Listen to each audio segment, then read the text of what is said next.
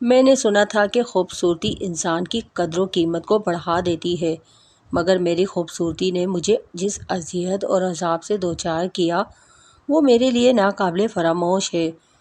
میں چاہ کر بھی اپنے دل و دماغ سے وہ سب نہیں مٹا سکتی جو مجھے سہنا پڑا، اور اس سب کی ذمہ دار صرف اور صرف میری ماں تھی۔ میں سوچتی ہوں کہ مائیں ایسی کیسے ہو سکتی ہیں، مگر پھر اپنا انجام دیکھتی ہوں تو مجھے سمجھ آ جاتا ہے کہ ہر انسان اپنے مفاد اور مطلب میں اپنی حد کو پار کر سکتا ہے، اور ایسا ہی میری ماں نے کیا۔ کاش وہ ایسا نہ کرتی تو میرے ساتھ وہ سب نہ ہوتا۔ السلام علیکم۔ کہانی سننے سے پہلے آپ میرے اردو قصہ کہانی چینل کو سبسکرائب کر کے بیل نوٹیفیکیشن کو آن کر دیں تاکہ آپ کو میری ہر آنے والی ویڈیو کا نوٹیفیکیشن مل سکے۔ میرا نام روشنی ہے۔ یہ نام مجھے میری ماں نے دیا تھا۔ میں بچپن سے ہی بہت خوبصورت تھی۔ میرا رنگ ایسے چمکتا تھا جیسے سورج کی روشنی ہوتی ہے۔ اسی وجہ سے اماں نے میرا نام روشنی رکھا۔ میرے ابا گاؤں کے رہنے والے تھے۔ ابا کسی کی دکان پر درزی کا کام کرتے تھے۔ تنخواہ بہت کم تھی، مشکل سے گزارا ہوتا تھا۔ جب اماں اور ابا کی شادی ہوئی تو ابا نے گھر میں بھی کپڑے سینا شروع کر دیے۔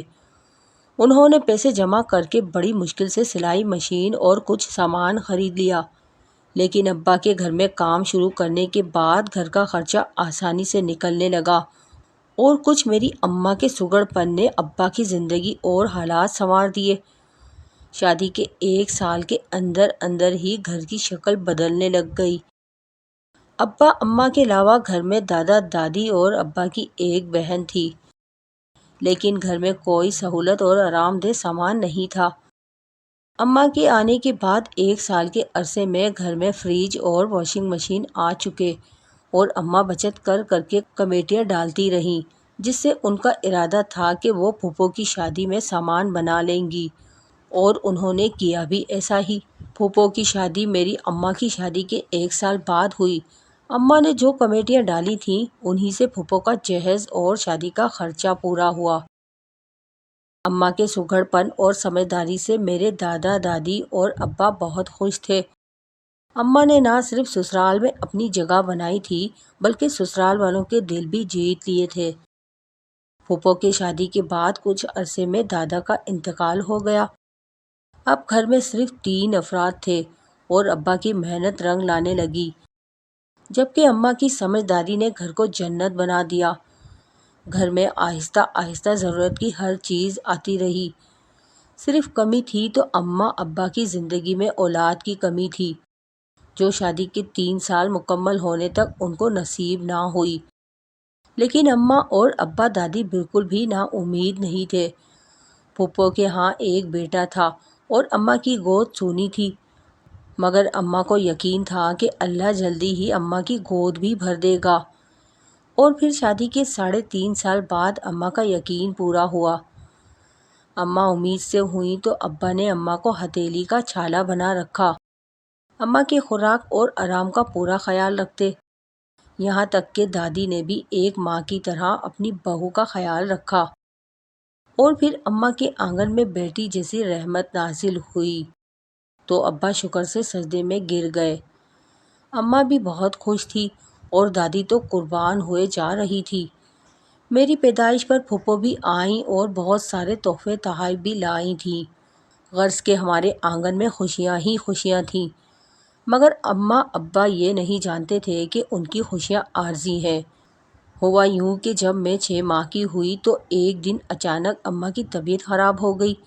اماں کو چکر آنے لگے اور اماں بے ہوش ہو گئیں۔ ابا گھبرا گئے۔ ڈاکٹر نے کچھ ٹیسٹ کر دیے اور جب رپورٹ آئی تو ابا کے پیروں تلے سے زمین نکل گئی۔ اماں کو بلڈ کینسر تھا۔ یہ اتنی بڑی بیماری تھی کہ اس سے لڑنا کسی بھی صورت میں ممکن نہیں تھا۔ اس کے باوجود ابا نے اماں کا علاج شروع کروایا، مگر گاؤں کے سرکاری ہسپتال زیادہ سہولتیں نہیں تھیں۔ پھر ابا اماں کو شہر لے گئے۔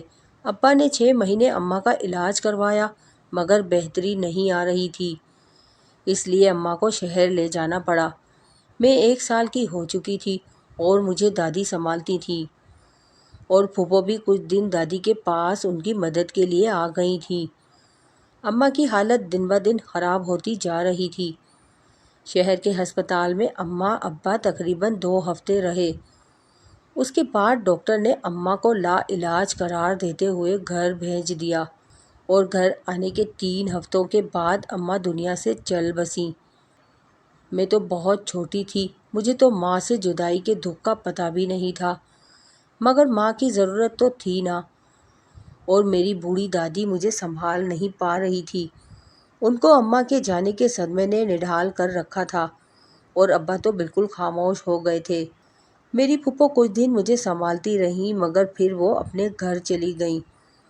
ان کا گھر شہر میں تھا، اس لیے بار بار آنا جانا ان کے لیے بہت مشکل تھا۔ اب میں دادی اور ابا کے پاس اکیلی تھی، بہت روتی تھی، اور مجھے سنبھالنا ان دونوں کے بس سے باہر ہوتا جا رہا تھا۔ محلے والے اور رشتہ دار دادی کو مشورہ دیتے کہ ابا کی دوسری شادی کر دیں، مگر ابا مانتے ہی نہیں تھے۔ میری وجہ سے حالات ایسے بن گئے کہ ابا کو دوسری شادی کے لیے آمادہ ہونا پڑا۔ دادی نے اپنی ایک جاننے والی کے ذریعے رشتے کی بات چلائی، اور جلد ہی دادی کو ایک مناسب رشتہ مل گیا۔ دادی کا خیال تھا کہ کسی بیوہ یا طلاق یافتہ سے ابا کی شادی کر دینی چاہیے۔ اس طرح جب اس عورت کا دوبارہ سے گھر بسے گا تو وہ گھر اور اولاد کی قدر بھی کرے گی۔ بس یہی سوچ کر دادی نے ایک طلاق یافتہ کا رشتہ قبول کر لیا، جو میری نئی ماں بننے جا رہی تھی۔ ان کا نام سغرا تھا۔ دادی نے یہ کسی سے پتہ لگوانے کی کوشش نہیں کی کہ سغرا بی بی کو پہلے طلاق کیوں ہوئی۔ وہ عمر میں ابا سے 4 سال چھوٹی تھی، اور خوب تگڑے اعصاب کی عورت تھی۔ دادی نے سوچا کہ ایسی عورت ہی بچے اور گھر کو سنبھال لے گی۔ اس طرح بالکل سادگی کے ساتھ دادی ابا کے لیے سغرا کو بیاہ لائی۔ شادی کے پہلے دن ہی دادی نے 1 سال کی بچی یعنی مجھے سغرا کی گود میں ڈال دیا، اور کہا کہ آج سے تم ہی اس کی ماں ہو، اس کا خیال اپنی سگی اولاد سمجھ کر رکھنا۔ اس طرح میں سغرا بی بی کے پرورش کے سائے میں پلنے لگی۔ میں جب تک 5 سال کی ہوئی تب تک تو ابا اور نئی اماں کے ہاں دوسری اولاد نہیں ہوئی۔ میری نئی ماں کسی حد تک ماں بن کر ہی رہی۔ وہ مجھے پال پوس رہی تھی، گھر کی ذمہ داریاں اٹھا رہی تھی، کیونکہ دادی کا ڈر تھا۔ لیکن جیسے ہی میری عمر کا 6واں سال شروع ہوا، نئی اماں کے ہاں امید کی کرن جاگ اٹھی۔ اپنے بچے کے آنے کی خوشی کس کو نہیں ہوتی؟ سغرا امی کو بھی تھی۔ 9 مہینے کا وقت کیسے گزرا اور کیسے نہیں، مگر جیسے ہی اماں کی گود میں اس کی اپنی اولاد آئی، وہ میرے لیے نئی اماں سے سوتیلی اماں بن گئی۔ کہنے کو تو میرا بھائی دنیا میں آیا تھا، مگر اسی کی وجہ سے مجھے نظر انداز کیا جانے لگا۔ اب میں دادی کے پاس سونے لگی تھی، اور اماں ہر وقت اپنے بیٹے کے لاڈ کرتی رہتی۔ ابا کو سلائی کے کام سے فرصت ملتی تو اپنے بیٹے کو گود میں اٹھائے پھرتے، اور میں چپ چاپ ابا اماں کو دیکھتی رہتی۔ میرے دل میں احساس کمتری پلنے لگا تھا، اور اسی احساس نے مجھ سے میرا بچپن چھین لیا۔ بس ایک دادی تھی جو مجھ سے بہت پیار کرتی تھی اور میرا خیال رکھتی تھی۔ میں نے بھی دھیرے دھیرے دادی کو ہی اپنا سب کچھ مان لیا، اور ہر وقت سائے کی طرح ان کے ساتھ رہنے لگی۔ دادی ہی مجھے تیار کر کے اسکول بھیجتی، اور میرے کھانے پینے کا بھی خیال رکھتی، کیونکہ ایک دن دادی نے اماں سے کہہ دیا کہ روشنی کا بھی خیال رکھ لیا کرو، آخر وہ بھی تمہاری اولاد ہے۔ تو اماں نے دادی سے صاف کہہ دیا کہ جتنا خیال رکھنا تھا رکھ لیا، اب میں اپنی اولاد کا خیال رکھوں یا اس کا؟ اماں کا جواب سن کر دادی کو چپ لگ گئی۔ پھر اس کے بعد دادی نے کبھی اماں سے میرے بارے میں بات نہیں کی۔ ایسے ہی 3 سال گزر گئے۔ میں 9 سال کی ہو چکی تھی، اور 10ویں سال میں لگی تھی۔ اب میں باتوں اور رویوں کو محسوس بھی زیادہ کرتی تھی اور سمجھتی بھی تھی۔ دادی کی بوڑھی ہڈیوں میں اب اتنی طاقت نہیں رہی تھی کہ وہ میرے سارے کام کر سکتی۔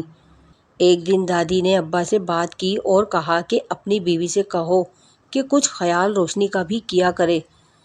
بن ماں باپ کی بچی کو ایسے نظر انداز کرنا اچھی بات نہیں۔ ابا نے اماں سے بات کی ہوگی، تبھی وہ میرا تھوڑا بہت خیال کر لیتی تھیں۔ مجھے کھانا دے دیتی اور اسکول بھیج دیتی۔ میں اتنے میں ہی خوش ہو گئی اور اماں کے ساتھ گھر کے کام کاج میں ہاتھ بٹانے لگ گئی کہ اماں مجھ سے خوش ہو کر مجھے بھی پیار کرے جیسے وہ میرے بھائی سے کرتی تھی۔ میں بھاگ بھاگ کر اماں کو چیزیں پکڑا دیتی، کھانا لگتا تو پانی کا جگ اور گلاس لے آتی، کبھی اماں کے پیر دبانے لگتی۔ میرے یہ سب کام کرنے کا یہ فائدہ ہوا کہ اماں نے مجھ سے ذرا آرام سے بات کرنی شروع کر دی، ورنہ پہلے تو بڑا ڈانٹتی تھی۔ میں تو بس پیار کی بھوکی تھی، مجھے اماں کا تھوڑا سا پیار ہی تو چاہیے تھا، مگر میں ساری زندگی اس پیار کے لیے ترستی ہی رہی۔ وقت تھوڑا اور آگے سرکا اور میں نے 5ویں جماعت پاس کر لی تو اماں نے ابا سے کہہ کر مجھے گھر بٹھا لیا۔ ویسے بھی گاؤں میں لڑکیوں کو پڑھانے لکھانے کا خاص رواج نہیں تھا، اس لیے ابا نے بھی کوئی مخالفت نہیں کی، اور دادی کی تو اب کوئی سنتا ہی نہیں تھا۔ وہ اتنی ضعیف ہو چکی تھی کہ ٹھیک سے چل بھی نہیں سکتی تھی۔ میں ہی ان کو کھانا کھلاتی تھی اور ان کو سہارا دے کر واش روم لے جاتی۔ پھر ایسے ہوا کہ جب میں 13 سال کی ہوئی تو مجھ سے پیار کرنے والی میری دادی مجھے دنیا میں اکیلا چھوڑ کر چلی گئی۔ کہنے کو تو اماں ابا اور بھائی بھی میرے تھے، مگر حقیقت میں میرا اب کوئی نہیں رہا تھا۔ ابا نے تو مجھے جیسے نظر انداز کر رکھا تھا، اب تو میری ہمت ہی نہیں پڑتی تھی کہ ابا سے کوئی بات بھی کر سکوں۔ اپنی کسی ضرورت کے لیے ان سے کچھ کہنا تو دور کی بات تھی، میں تو اماں سے بھی نہیں کہہ پاتی تھی۔ سال بعد 2 جوڑے جو اماں بنا دیتی وہی میرے لیے بہت تھے۔ کھانا پکا پکایا مل جاتا تھا، باقی گھر کے سارے کام کے لیے اماں اب مجھے آواز لگاتی تھی اور میں ہمیشہ کی طرح بھاگ بھاگ کر اماں کے کام کرتی، مگر میرے لاکھ جتن کرنے کے باوجود بھی اماں نے مجھے کبھی پیار سے اپنے سینے سے نہیں لگایا۔ بھائی کی ہر ضد پوری کرنے والی اماں مجھے کبھی حال تک نہیں پوچھتی تھی، چاہے مجھے بخار ہو یا نزلہ۔ میں تب بھی کام کرتی اور جب کبھی زیادہ طبیعت خراب ہو جاتی تو وہ 2 دن بستر پر گزر جاتے۔ اماں روٹی پانی تو مجھے دے دیتی، مگر ساتھ میں باتیں بھی سننے کو ملتی تھی۔ میں کس سے کہتی کہ مجھے ماں باپ کے پیار کی ضرورت ہے، بس خاموشی سے زندگی گزار رہی تھی۔ مگر میری زندگی میں اصل طوفان اس وقت آیا جب ابا کو اچانک ہارٹ اٹیک ہو گیا اور وہ 3 دن ہسپتال میں رہنے کے بعد دم توڑ گئے۔ ابا کے جانے کے بعد تو میں بالکل ہی بے سہارا ہو گئی تھی۔ اماں کی ہر وقت کی جھڑکیاں اور گالیاں ہی بس میرا مقدر بن گئی تھیں۔ میں 15 سال کی ہو چکی تھی اور ابا کے انتقال کو 1 مہینہ گزرا تھا جب اماں نے سارے گھر کا کام مجھ پر ڈالا اور خود زمیندار کی حویلی میں کام کرنے لگ گئی۔ میرا بھائی 5ویں پاس کر چکا تھا، اماں نے اس کو اپنے گاؤں میں اپنے بھائی کے پاس بھیج دیا تاکہ وہ وہاں میٹرک کر سکے، اور پھر اماں اسے شہر بھیجنے کا ارادہ رکھتی تھی۔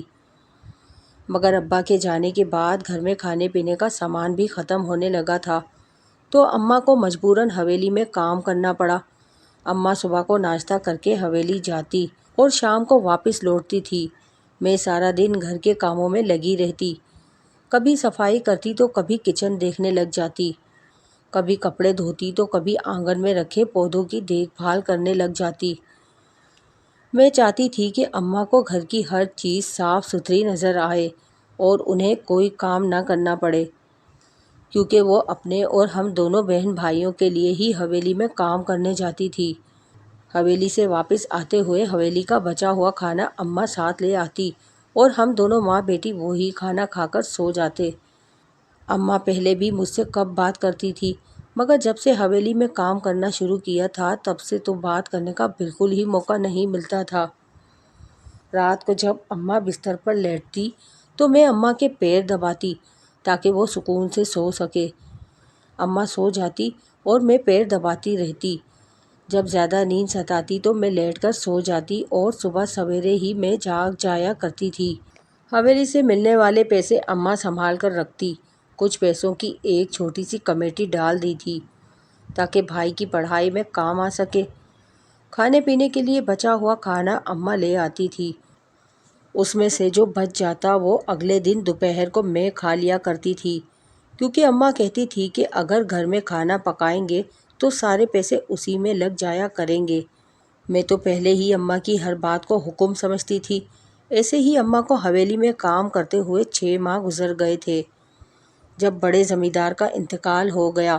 انتقال جب ہوا تو حویلی میں کام بڑھ جانے کی وجہ سے اماں مجھے بھی اپنے ساتھ حویلی لے گئی۔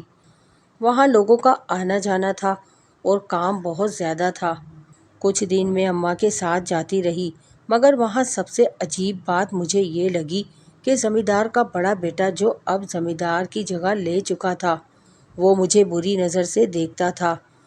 میں چائے لے کر مردوں میں جاتی تھی تو اس کی گندی نظر کو خوب پہچانتی تھی، مگر میں مجبور تھی۔ اماں کی وجہ سے حویلی جاتی تھی اور کام کرتی تھی۔ مجھے حویلی جاتے ہوئے 5-6 دن ہو چکے تھے، مگر ایک دن تو حد ہی ہو گئی۔ میں چائے لے کر جب بیٹھک میں گئی تو جب واپس آنے لگی، اچانک زمیندار میرے سامنے آ گیا اور میرا ہاتھ پکڑ کر کہنے لگا کہ تم بہت خوبصورت ہو، اگر میری بن جاؤ گی تو عیش کرو گی۔ میں زمیندار سے نفرت کرتی تھی کیونکہ پورا گاؤں جانتا تھا کہ وہ کتنا عیاش اور گندی نیت کا انسان ہے، مگر زمیندار کا بیٹا ہونے کی وجہ سے کوئی کچھ کہتا نہیں تھا۔ اور اب تو باپ کے مرنے کے بعد وہی سیاہ سفید کا مالک تھا۔ اس کا چھوٹا بھائی شہر میں پڑھتا تھا اور مہینوں بعد ہی گاؤں کا چکر لگاتا تھا۔ میں نے گاؤں والوں سے ہی سنا تھا کہ وہ جتنا اچھا تھا، بڑا بھائی اتنا ہی بدمعاش تھا۔ 8 دن گزرے تو میں نے اماں سے بہانہ بنا دیا کہ مجھے حویلی میں ڈر لگتا ہے، اس لیے مجھے گھر پر ہی رہنے دو۔ اماں میری بات مان گئی اور اکیلی ہی حویلی جانے لگ گئی، مگر مجھے نہیں معلوم تھا کہ کچھ دن میں ایک قیامت مجھ پر ٹوٹنے والی ہے۔ ہوا یوں کہ ایک دن اماں رات کو گھر آئی تو اس کے ساتھ حویلی کے 2 ملازم بھی آئے جو بھاری بھاری تھیلے اٹھائے ہوئے تھے۔ اماں نے تو وہ تھیلے اندر رکھوائے اور ان کو واپس بھیج دیا۔ اس دن کے بعد اماں نے مجھے آواز دے کر کہا کہ ان تھیلوں میں موجود کپڑے اندر پیٹی میں رکھ دو اور جو اناج اور پھل ہیں وہ باورچی خانے میں سنبھال لو۔ میں نے وہی کیا جو اماں نے کہا تھا، مگر میرا ذہن مسلسل الجھا ہوا تھا کہ اتنا زیادہ سامان کیوں یہاں آیا ہے۔ اماں نے بتایا کہ یہ سب سامان زمیندار نے بھجوایا ہے اور اماں کی تنخواہ بھی بڑھا دی ہے۔ میں یہ سن کر خاموش ہو گئی، مگر میرا دل عجیب سا گھبرانے لگ گیا۔ مجھے سمجھ نہیں آ رہا تھا کہ اچانک زمیندار اماں پر اتنا مہربان کیوں ہو رہا ہے، اور پھر 2 دن بعد اس کی مہربانی کا پول کھل گیا۔ جب اماں حویلی سے کام کر کے لوٹی تو اس کے ساتھ 3-4 ملازم تھے جو بڑے بڑے تھال اٹھا کر لائے تھے۔ وہ تھال رکھ کر چلے گئے تو اماں نے مجھے آواز دے کر بلایا اور تھال دکھانے لگی۔ ایک تھال میں قیمتی کپڑے، ایک تھال میں زیور اور سنگار کا سامان تھا اور ایک تھال میں مٹھائی اور پھل تھے۔ اماں نے بتایا کہ زمیندار مجھ سے شادی کرنا چاہتا ہے اور اماں نے اسے ہاں کر دی ہے۔ یہ سن کر میرے تو پیروں کے نیچے سے زمین اور سر کے اوپر سے آسمان سرک گیا، مگر یہ فیصلہ اماں کا تھا، میں نہ چاہتے ہوئے بھی کچھ نہ بول سکی۔ اگلے دن میرا نکاح حویلی لے جا کر زمیندار سے کر دیا گیا۔ حویلی میں زمیندار کے علاوہ اور کوئی نہیں رہتا تھا کیونکہ چھوٹا بھائی تو شہر میں پڑھتا تھا اور وہ سالوں سے شہر میں ہی تھا اور ماں باپ مر چکے تھے۔ میری شادی زبردستی زمیندار سے کی گئی تھی۔ میں سارا دن روتی رہی مگر کچھ فائدہ نہ ہوا۔ جب رات کو زمیندار نے مجھے یہ بتایا کہ اس نے میری اماں کو ایک موٹی رقم دی ہے اور ہر مہینے اسے پیسے دینے کا وعدہ کیا ہے تاکہ وہ حویلی میں کام پر نہ آئے، تو یہ سب سن کر میں نے اپنے لب سی لیے اور اپنے آنسو بھی اپنے اندر ہی اتار لیے تھے۔ زمیندار وہ انسان تھا جسے عیاشی کے علاوہ کچھ آتا ہی نہیں تھا، اور مجھے تو حویلی میں آنے کے بعد پتہ چلا تھا کہ وہ پہلے سے شادی شدہ تھا۔ اس کی پہلی بیوی بھی میری طرح ہی کمسن تھی جو اس کے نکاح میں آئی تھی، اور اب اس کی پہلی شادی کو 4 سال گزر چکے تھے، مگر اس کے ہاں کوئی اولاد نہیں تھی۔ وہ بھی زمیندار کو پسند نہیں کرتی تھی اور مجبوری میں یہاں رہتی تھی، مگر زمیندار نے اس کے ساتھ بہت برا کیا کہ میرے جانے کے 10 سال بعد اسے طلاق دے کر حویلی سے نکال دیا۔ وہ اپنے گاؤں اپنے ماں باپ کے گھر چلی گئی۔ مگر اس کے جانے کے بعد مجھے زمیندار سے مزید نفرت ہوتی گئی۔ وہ تھا بھی ایسا ہی، شراب پیتا اور لڑکیوں کو استعمال کرنا اسے بے حد پسند تھا۔ جانے کیسے اس نے مجھ سے شادی کر لی تھی، ورنہ مجھ جیسی بن ماں باپ کی لڑکی کو پانا اس کے لیے کیا مشکل تھا۔ میری شادی کو جب 3 مہینے ہوئے تو میں نے ماں بننے کی خوشخبری سنی۔ زمیندار خوش تھا کہ اب اس کا وارث اس دنیا میں آئے گا، مگر میں خوش نہیں تھی۔ میں نہیں چاہتی کہ ایسے شخص کو وارث دوں جو اسے بھی اپنے جیسا بنا کر اس بچے کی زندگی بھی خراب کر دے۔ مگر میں نے اپنی زندگی میں سمجھوتوں کے علاوہ کیا بھی کیا تھا؟ میری مجبوریوں نے ہمیشہ مجھے خاموش رکھا تھا، اور اب تو اماں کے فیصلے نے میری زندگی برباد ہی کر ڈالی تھی۔ مزید 2 ماہ گزرے تو ایک دن حویلی میں میرا دیور آ گیا۔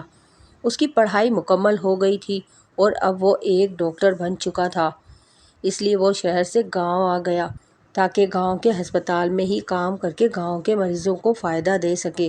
وہ ایک سلجھا ہوا انسان تھا۔ اس کے کسی طور طریقے سے نہیں لگتا تھا کہ وہ میرے شوہر کا سگا بھائی ہے۔ اس نے یہاں آنے کے بعد مجھے طاقت کی کچھ دوائیاں بھی دیں اور مجھے کھانے پینے کی تلقین کرتا رہا۔ میرے شوہر کو تو میری کوئی فکر نہیں تھی، اسے تو بس میرا وجود چاہیے تھا جو حاصل ہو چکا تھا، اور اب اسے صرف اپنے وارث سے مطلب تھا۔ مگر وہ اپنی عیاشیوں سے پیچھا نہیں چھڑا سکا تھا۔ دن بدن شراب نوشی بڑھتی جا رہی تھی اور ہر رات محفل رقص ہوتی تھی جس میں وہ بیٹھا شراب پیتا رہتا اور ساری ساری رات عورتوں کو ناچتے ہوئے دیکھتا تھا۔ میرا دیور اپنے بھائی کو سمجھانے کی بہت کوشش کرتا تھا، مگر وہ اس کی ایک نہ سنتا۔ آخر کار اتنی شراب پینے کا نتیجہ یہ نکلا کہ میرے شوہر کی طبیعت خراب رہنے لگی اور صحت دن بدن گرتی چلی گئی۔ میرے دیور نے اپنے بھائی کو شہر لے جا کر ٹیسٹ کروائے تو پتہ چلا کہ اسے پھیپھڑوں کا کینسر ہے۔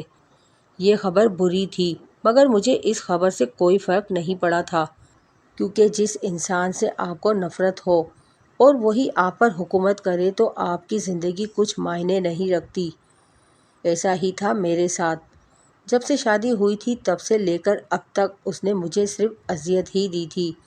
کبھی مجھے دلہن کی طرح تیار ہونے کو کہتا تھا تو کبھی مجھے مار مار کر اذیتیں دیتا اور کبھی شراب پینے پر مجبور کرتا تھا۔ میں اس کی بیماری کا سن کر بالکل پریشان نہیں ہوئی، اور جب میرے دیور نے مجھے بتایا کہ ڈاکٹر نے بھائی کے مرض کو لا علاج قرار دے دیا ہے تب بھی میں کچھ نہیں بولی۔ اور پھر جس دن میرے ہاں بیٹی پیدا ہوئی اس کے 1 ہفتے بعد میرے شوہر کا انتقال ہو گیا۔ میں بیوہ ہو چکی تھی، مگر مجھے اس بات کا کوئی دکھ نہیں تھا۔ ہاں لیکن مجھے اب اپنی بیٹی کی فکر تھی کہ میں اسے لے کر کہاں جاؤں گی اگر مجھے حویلی سے نکال دیا گیا۔ اماں نے تو میرا نکاح بلکہ سودا کرنے کے بعد دوبارہ حویلی میں قدم تک نہیں رکھا تھا، نہ میں اس سے ملنے جا سکتی تھی، اور وہ تو میرے بیوہ ہونے پر بھی مجھ سے ملنے نہیں آئی تھی۔ تب بڑے عرصے بعد میں اماں کے اس گھٹیا پن پر روئی تھی، مگر ان کے لیے رونے کا کیا فائدہ جن کے لیے آپ یا آپ کے آنسو کوئی معنی نہ رکھتے ہوں۔ بیٹی کی پیدائش کے بعد میں ہر وقت پریشان رہتی تھی کہ اب میری عدت پوری ہونے کے بعد میرے ساتھ کیا ہوگا۔ میں ڈرتی تھی کہ کہیں مجھ سے میری بیٹی چھین کر مجھے حویلی سے نہ نکال دیا جائے، اس لیے ایک رات چپکے سے میں اپنی بچی کو لے کر حویلی سے نکل گئی۔ وہاں سے نکلنا آسان نہیں تھا، مگر شاید زندگی میں پہلی بار میری قسمت نے میرا ساتھ دیا تھا۔ چوکیدار سو رہا تھا اور گیٹ کے چھوٹے دروازے کا تالا نہیں لگا ہوا تھا۔ میں جب حویلی سے نکلی تو میرے پاس کہیں کوئی ایسا ٹھکانہ نہیں تھا کہ وہاں جا کر پناہ لے سکوں، اس لیے میں نے گاؤں سے باہر جانے کا فیصلہ کیا۔ میں شہر جانا چاہتی تھی، مگر اس کے لیے مجھے صبح فجر کے بعد کی بس کا انتظار کرنا تھا اور رات گزرنے کے لیے کہیں تو پناہ لینی تھی۔ اس لیے میں چپکے سے مسجد میں چلی گئی اور مسجد کے احاطے میں بیٹھ گئی۔ ابھی مجھے وہاں بیٹھے کچھ دیر ہی گزری تھی کہ میری بچی رونے لگ گئی، جس کی وجہ سے مسجد کے امام صاحب نیند سے جاگ گئے اور میرے پاس آ کر پوچھنے لگے کہ تم کون ہو بیٹی، اور اتنی رات کو یہاں کیا کر رہی ہو؟ میں نے امام صاحب کو سب کچھ بتا دیا کہ میں زمیندار کی بیوہ اور اس کی بچی کی ماں ہوں، جسے لے کر حویلی سے بھاگ نکلی ہوں۔